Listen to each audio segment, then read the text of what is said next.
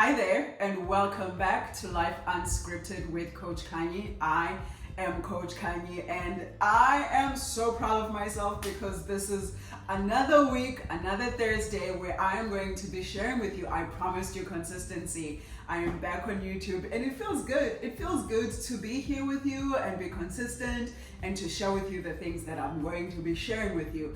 But if you watched my last video, I was kind of doing a recap of 2024 and knowing that there is still going, we still have a good 2.5 months, but I did kind of like a look back in the year, and there's a section in there where I'm telling you about how I went ahead and dove hard first into a relationship, and it was beautiful, short, impactful, and I learned so much. So for today's video, I kind of want to share with you the 3 things that love taught me this year. And I hope these lessons will kind of like resonate with you if you are single and you can be like, oh, I want to look for similar things. Or if you're coupled, you can go, are these things that are important to me, and am I getting them in the relationship that I'm in? Pause, let me have a sip of my coffee. Today we are sipping on coffee, collagen, because age be sagging all the things. So I'm like, all right, collagen, let's help maybe keep them in one place. And then we also have my the supplements that I always, without fail, will put in my second cup of coffee. This is collagen. Like I said, it helps me keep everything in one place. I'm like, oh, that's as far. I'm gravity. It's gonna get all of us. So I'm like, let me try and slow it down. But these organic mega mushrooms, this is what I was talking about in my video last week, where I put these in my coffee every other day, because I realized that when I take them, especially when I was starting, I would feel so bloated. But they help me with clarity, like I'm so clear in my mind. And honestly, I feel like they help with productivity too. And they give me a lot of energy. So that's the stuff that's in my coffee this morning. Second cup, my first cup has to be free of all the things. No sugar. I do take, why am I telling you about my coffee? Let's just freaking get into this. I wrote this down because I don't want to forget. All right, here we go. The 3 things, the 3 lessons that love taught me this one. The first one is be loved by someone who can help you reparent your inner children. If you are starting out in your healing journey and you have not, what was that?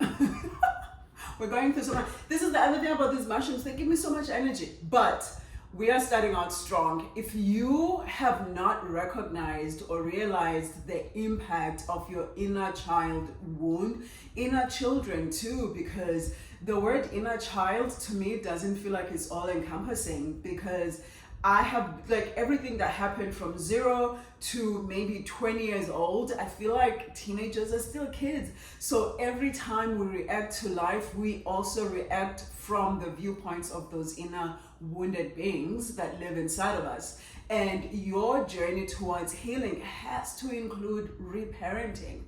It has to. And you have to define what that looks like for you. For me, it's a lot of play. It's a lot of creativity. It's like I'm somebody that will run around and chase. I like pillow fights. That's what helps me reparent my inner child, because I was adultified at a really young age. I stopped playing at a really young age. I started helping my grandmother like figure out dinner at 10. I was doing laundry, like all these things that kind of like cut that access to play as a child. Now also, for those wounded parts of us, how do we incorporate healing, right, for our inner children? I'm coming back to the thing where relationships come in.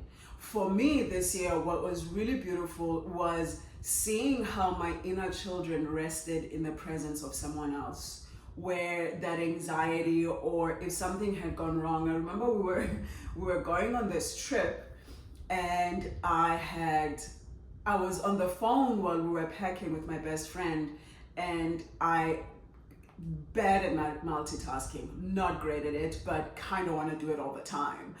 And I was packing, and we figured out that, like, on the drive, it was like, where's the dog food? I was like, shit, I forgot the dog food. And immediately that fear of being blamed, that fear of the silent treatment, depending on how you were treated, like I could feel my body just be like, oh, I'm in trouble.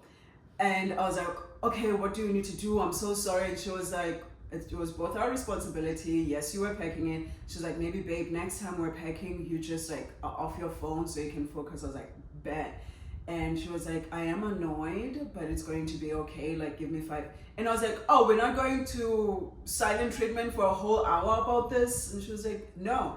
And I felt my nervous system just go and rest. So being partnered with someone who can help you reparent your inner children is so beautiful. Being partnered with someone who holds your nervous system instead of triggers it, or instead of just kind of like not giving you the space to process the things that you're going through, that has been life-changing. And it's something that I'm looking forward to in as I'm not in search for a partner right now, but when I start, I don't like the word being in search. Coach be sounding a little desperate, but when love comes in, that's better. When love comes in, because I don't chase, I attract. So when love comes in, that inner child rest, that inner child peace, that playfulness, that pleasure, being able to run around and scream and be needy, all of that is so important for me. And the second thing I learned was my love is a gift. Being loved by me, it is a gift, because you've never been loved by me before. You don't know what it feels like to be loved by me. A lot of us are in relationships where our love is treated like people treat it like they're entitled to it. Being cared for by me is a gift, not an entitlement. The things that you have access to, the things that are solely reserved for you because we are in this intimate space together, those are a gift. Those are things that you don't just take and take and take. This was such a beautiful lesson, because I learned that yes, to be loved is a primary part of a relationship, but be partnered with someone that recognizes the gift that it is to be in relationship with you, the gift that it is for you to give them your time, the gift that it is to be chosen by you, to be seen by you, to be loved by you, to be valued by you, to be cared for by you, to dream with you. Understanding that your love is a gift. And sometimes you are in relationships with people that don't see it that way. You are in relationships with people that abuse that gift that is your love. And what I realized was, for me to truly, truly know that my love, or being loved by me, is a gift, in this time of being by myself, I have to appreciate the love that I give to myself. I have to see loving me as a gift. When I wake up in the morning and I say, oh, how good it is to be loved by me. How good it is to be cared for by me. Because now that I treasure my own love, now that I treasure my own outpouring into my own life, I am not going to accept anything less than people valuing the joy that I bring into relationships, the love that I bring into relationships, the care that I bring into relationships, right? So I want you to think about that too. The people in your life, the relationship that you're in now, is your love being taken for granted? Is your love, is your care being treated as an entitlement? Or is this person or these people, if you're non-monogamous, do they realize or do they recognize how beautiful it is to have the gift of your love?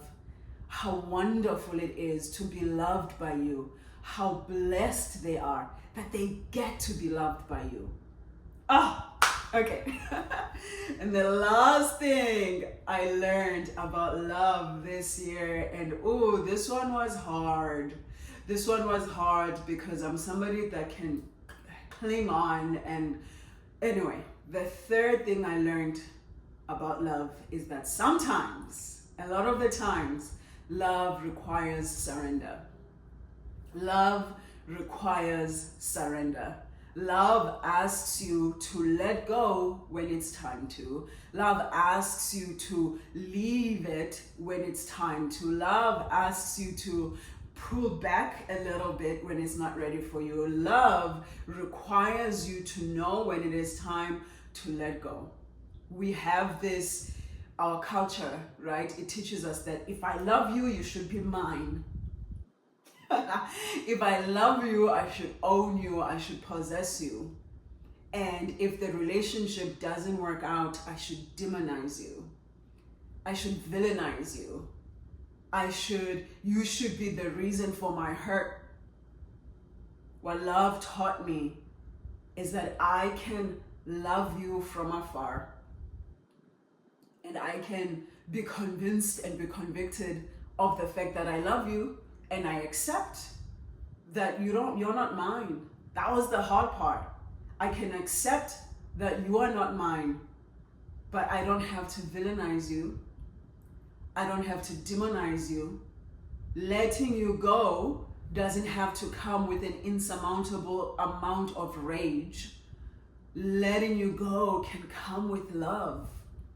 And I can struggle, and I can hurt, and I hurt. If you follow me on Instagram, I think about 2 months ago, maybe 2.5 months ago, my stories were sad. Coach was sad. I was telling all my sad babies, like, let's take the sadness to the gym, let's make ourselves a good meal. Coach was journaling some sad shit. It was tough. But what I refused to do was make someone who was the highlight of my year be someone who is now someone that I villainize, someone that I now, just because it didn't work out, I am now so angry that I'm spreading this angry, do you know what I'm saying? Like, I can love you from there. And I can be in joy that you're happy. I learned this thing from one of my movies, and this guy says to this girl, I want you to be happy. I wanted to be the cause of the happiness in you, but I'm not. But I am happy that you're happy. I mean, he's crying, of course. He said that the relationship didn't work out, but it was like, I surrender to the story that you want to create in your life, and it is okay that I am not part of that story as long as you are happy. And that was the last thing that love taught me this year. And don't get me tripping. Like, I come in and out of this one. When I'm missing them, I'm like, oh, I'm gonna tell you how much I miss you and love you and wish you chose me and da da da da da. But majority of the time, when the missing comes, it is, I hope there's a smile on that beautiful face. And I hope there is joy wherever you are. And I hope you're dancing. And I hope you're being loved in ways that you deserve to be loved. And that is what love asks us to do sometimes. So as you are sitting, I'm somebody that is big on, what is every experience in my life teaching me? I'm not going through shit to not learn from them. No, I'm sorry. Whether it is pain or play or pleasure or joy, what is this moment teaching me about myself? What is it teaching me about relationships? What is it teaching me about love? How is it teaching me about the parts of me that still need healing? Because some relationships come in and they shine a light on the work that we are yet to do, on the journey that we are yet to embark on the experiences that we are yet to have. I'm not saying don't grieve. I'm not saying don't feel the hurt. I'm not saying don't feel the sadness. Feel it to its utmost. Feel it at its peak. Cry until there are no more tears. Cry until you wake up one morning like I did and go, I am done crying about this. And then right before you fall asleep, cry again. because you are not done crying about it. But as you're feeling it, and as you allow yourself to feel it, and as you slowly move away from the feeling it, ask yourself, what was the lesson here? What did I learn here? The privilege for me right now, where I am in my life, and the lessons that love taught me this year, they've been beautiful. And they've been easy. It's been easy shit to learn. Oh, Kanye, you should be enjoying relationships. You should play with your partner. You should travel with them. You should eat good food. You should take bad photos. You should be yourself and exist. You should be held. You should be held. Some of us, and I've done this a lot in my previous relationships, where I felt like I needed to be doing the holding. That I felt like I should be the strong one. I should be the one that shows up with care and love and strength. I should show up in the masculine. It was so beautiful. And what I learned, right, this year is I get to show up in my feminine. I get to be soft. I get to be weak at times. I get to be weepy. I get to be needy. I get to be emotional. I get to literally just lean and experience love that is soft and caring and tender. Get to feel like what it is like to be held and to be seen. And now that I take the collection of all those lessons, write them down. I've done it already. I have in my journal, there's like a list of what my future wife has to have. And one of the reasons I can boldly ask for those things, because I got to experience them and I got to see how important they were for me. My friends have been asking me, what did you learn? And when I talk about this person, my friends, they can't help but smile. And they laugh at me and they're like, we know how sad you were, but damn, you needed that. And we are so happy that you got to have it, because now you realize what's important for you in romantic relationships. What is important to you? What are some of the things that you need from when you started being in romantic relationships to this point where you are now? What has love taught you outside the pain, right? A lot of us, the lesson that we've learned from love so far, or the ones that stick out, is that love hurts. Is that it's difficult to be in relationships. It's that we don't feel worthy sometimes. That our self-confidence has been compromised. That our worth has not been seen. But maybe we can also sit now that we know the bad shit that we've experienced, we can sit with the good stuff too. What has love taught you about your own humanity? What has love taught you about your own needs, right? And how can you make sure that you give those things to yourself first? That you give yourself the tenderness first, baby. That you give yourself the love first. That you buy yourself the flowers. And then you can communicate to the next person, yo, I really like flowers in my house. I really like softness, because you've given yourself that softness. I like to play. I like to run around. I like to sit at the park and let the sun hit my face, because you have given yourself first. You don't have to wait. You don't have to wait to experience the love that you want to experience. You can experience it on your own, for yourself, today. And that's what I want to leave you with. That's what I want to leave you with today. Please remember to be kind and to be tender with yourself. And I'll see you next week.